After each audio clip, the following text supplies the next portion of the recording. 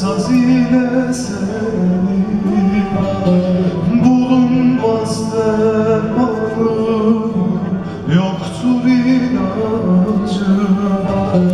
Vursam yaralasam söz ile seni, hudey hudey hudey söz ile seni.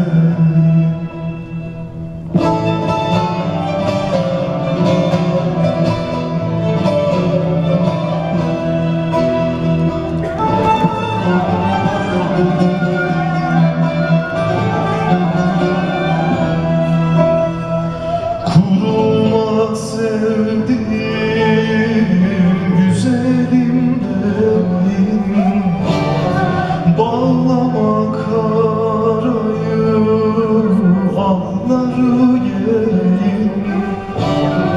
Ben bir çoban olsam, sen de bir koyun, seslesem elime tuz ile seni, hudey hudey hudey tuz ile seni.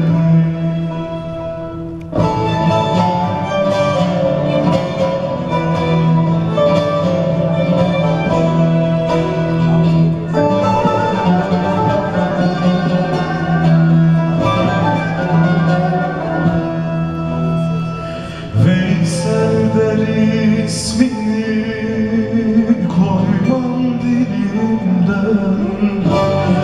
Ayrı düştüm vatanımdan, ilimden.